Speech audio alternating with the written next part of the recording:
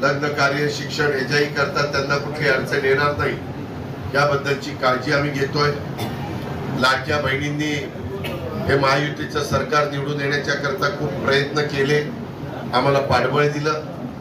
त्यावेळेस अर्थसंकल्प सादर करत असताना काही जण म्हणाले की आता ही योजना हे बंद करतील, परंतु लाडक्या बहिणीची योजना आणि वीज माफीची योजना आम्ही बंद केली नाही। ती खऱ्या अर्थाने माझ्या महिला वर्गाला मदत करणारी आहे।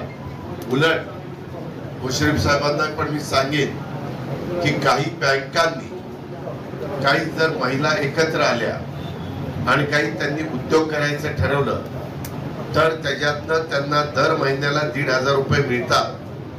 समजा 50 महिला एकत्र आल्या किंवा 40 महिला एकत्र आल्या तर 15 चोक 60,000 रुपये त्यांना महिन्याला मिळणार आहेत, म्हणजे वर्षाला 7,20,000 बारसक 72। आणि मग त्याच्यात तेवढी परतफेड मुश्रीफ साहेब ते करू शकतात। त्यांचा जर ग्रुप करून, ज्याला क्लस्टर आपण म्हणतो, तसं करून त्या महिलांनी काही चांगला उद्योग उभा करायचं ठरवलं तर कोल्हापूर जिल्हा मध्यवर्ती सहकारी बँकेने पण त्याच्यामध्ये त्यांना मदत करावी। कारण मी तुम्हाला छातीठोकपणे सांगतो, उद्याची 5 वर्ष आपल्या हातामध्ये, आपण कुठल्याही परिस्थितीत लाडकी बहीण योजना बंद करणार नाही। मला थोडंसं ओढाताण होतीये, परंतु मी त्याच्यातनं मार्ग काढलेला आहे। पुढं काय कशा पद्धतीनं केव्हा वाढ करायची परिस्थिती दुरूप मी पण निर्णय घेईल। मी परवा सभागृहामध्ये पण सांगितलं, सगळे सोंग करता येतात, पैशाचं सोंग करता येत नाही, कारण 45,000 कोटी रुपये वर्षाला आम्ही आमच्या लाडक्या बहिणींना देतोय आणि एवढी मोठी रक्कम मार्केटमध्ये येते। त्याच्यातून असं काही चांगले उद्योग बँकांची मदत घेऊन रिझनेबल त्याला व्याज लावून करता आलं तर ते एक चांगलं काम महाराष्ट्रामध्ये उभं राहू शकतं। काही भागामध्ये ते सुरू करण्यात आलेलं आहे। याही गोष्टीची नोंद कृपा करून आपण सगळ्यांनी घ्यावी। महत्वाचं आहे, तुम्हाला काही महिला विचारतील 2100 रुपये देणार होता, त्याचं काय झालं? त्यांना म्हणा, महायुतीनं तो शब्द दिलेला आहे, 5 वर्षाचं सरकार आहे।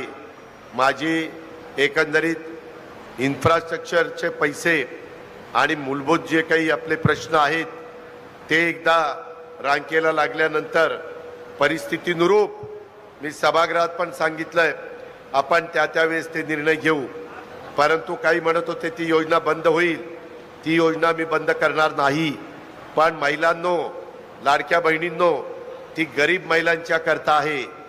ज्या महिलेचं वर्षाचं उत्पन्न 2,50,000च्या आत आहे, त्या महिलांच्या करता कुरपण करणारी, धुणंभांडी करणारी, झाडूपोछा करणारी, झोपडपट्टीमध्ये कष्टाचं जीवन जगणारी, अशा पद्धतीची निराधार अशा ज्या काही महिला आहेत, ज्यांना त्यांचे मुलं मुली सुना सांभाळत नाही, जावई सांभाळत नाही, अशांच्या करता ही योजना आहे।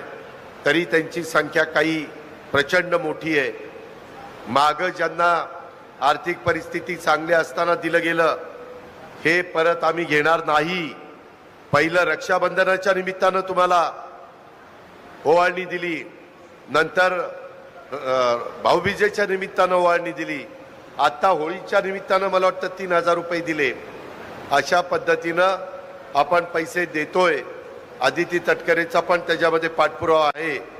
त्या पद्धतीनं इतरही योजनांना न्याय देण्याचं काम मी आणि आपलं महायुतीचं सरकार, मुख्यमंत्री, उपमुख्यमंत्री आणि सगळे मंत्रीगण आम्ही करू। एवढंच मला तुम्हाला सगळ्यांना सांगायचं आहे।